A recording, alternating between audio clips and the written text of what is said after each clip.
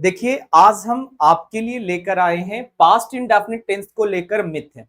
देखिए Indian teachers और Indian students जो अभी तक पढ़े हैं, देखिए सही है वो कुछ हद तक, लेकिन जो करेक्ट अंडरस्टैंडिंग है वो पास्ट इंडेफिनिट को लेकर के वो नहीं है। क्योंकि कुछ लोगों को लगता है कि सर इंडेफिनिट कहना ये सही नहीं होगा। भाई इंडेफिनिट वो किस चीज को लेकर के कह रहा है, जरा इस चीज को समझिएगा। अगर हम बात करें इसके स्ट्रक्चर की, तो स्ट्रक्चर हमारा क्या बनता है? Subject V two object. तो देखिए जिनको नेगेटिव नहीं आता उनके लिए नेगेटिव स्ट्रक्चर भी मैं लिख देता हूं। ये होता है subject did not plus V1 plus object. अब आते हैं कि मिथ क्या है। मिथ है कि सर जब कंप्लीटेड एक्शन होगा तो इसको लगा दीजिए। सर गलत है, कंप्लीटेड एक्शन के लिए आप प्रेजेंट परफेक्ट क्यों नहीं लगा लेते हैं? यहां तक पॉइंट समझ में आया कि कंप्लीटेड एक्शन है तो आप प्रेजेंट परफेक्ट लगा लीजिए ना, इसका क्यों इस्तेमाल कर रहे हैं? सर ये कहां पर लाई करता है, पहले इसको जरा समझ लीजिए, फिर उसके बाद थोड़ा सा विचार करिए कि ये कैसे इस्तेमाल होगा। जैसे ये टाइमलाइन है, आप यहां पर है, ये होता है स्पीकर का जगह, और जिस जगह पे स्पीकर होता है वो जो टाइम होता है वो होता है प्रेजेंट टाइम। ये पॉइंट क्लियर हो गया तो आगे अब बढ़िए कि इसके पीछे अगर आप किसी भी पॉइंट को बताने जा रहे हैं तो वो V2 होगा। आप किसी भी पॉइंट के पास चले जाइए, ये सारा का सारा पॉइंट क्या होगा? V2 होगा। पहले इस बात को समझ लीजिए कि ये एक्शन इस तरीके से चलता है, यानी अभी से व्हेन आई एम स्पीकिंग, इससे पीछे अगर आप जा रहे हैं उसको बताने की कोशिश कर रहे हैं तो सबके सब V2 होंगे। ये बात। अब आते हैं कि सर इंडेफिनिट कहना कितना दूर तक सही होगा, क्योंकि कुछ बच्चों का क्वेश्चन है कि सर इंडेफिनिट कहना कितना दूर तक सही है। एक्चुअली ये इंडेफिनिट हम भारतीय लोगों के लिए सबसे ज्यादा इस्तेमाल होता है, बट एक स्टैंडर्ड लेवल पे हम इसका जो नामकरण करते हैं वो करते हैं simple past tense. Simple past tense, और टेंस भी ना लगाएंगे तो भी चलेगा, क्योंकि ये टेंस नहीं है। टेंस तो आपके पास 3 है, तो इसको भी मैं हटा देता हूं।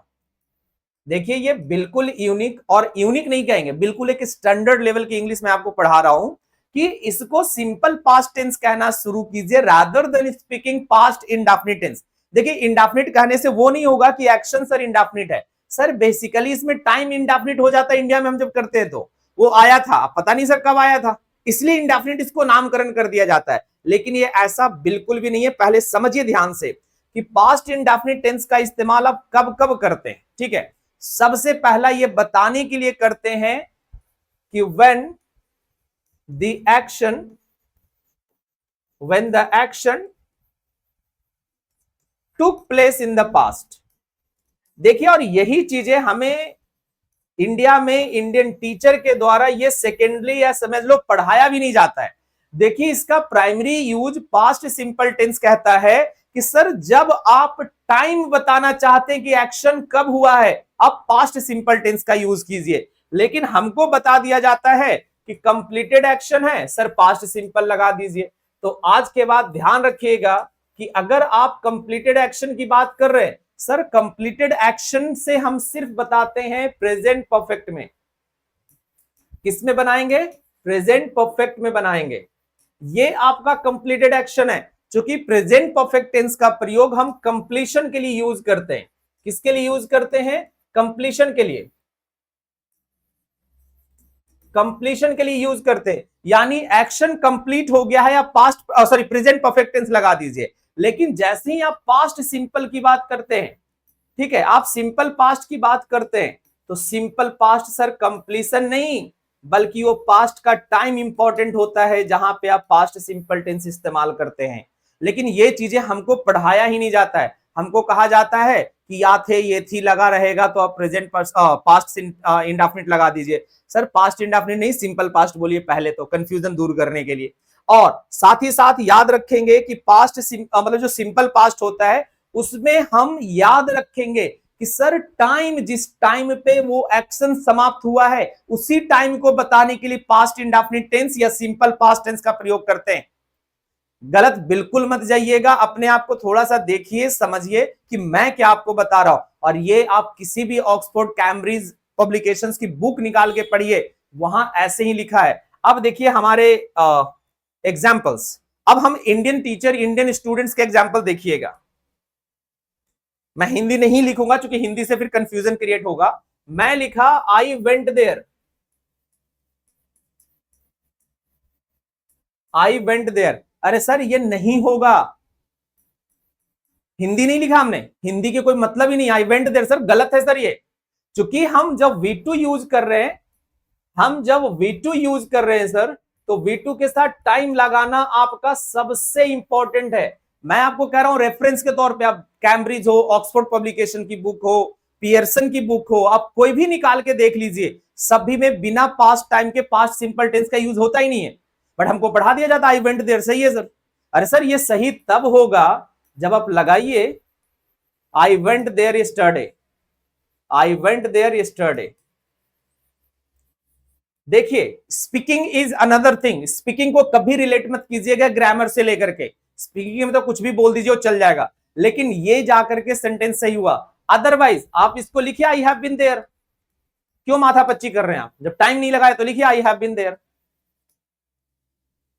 तो पास्ट इंडेफिनिट और प्रेजेंट परफेक्ट थोड़ा सा रिलेटिव हो जाता है, तो दोनों कंप्लीटेड एक्शन बताता है। और आगे मैं बढ़ता हूं आपको कि अगर आप V2 की बात कर रहे हैं जो कि पास्ट सिंपल टेंस है, और हैज हैव की बात कर रहे हैं जो कि प्रेजेंट परफेक्ट टेंस है, ठीक है, प्रेजेंट परफेक्ट टेंस है, थोड़ा सा समझिएगा अच्छे से, दोनों सर कंप्लीटेड एक्शन को बताता है, गलत जानकारी है, ये भी कंप्लीटेड ये भी कंप्लीटेड नहीं सर, दोनों कैसे होगा।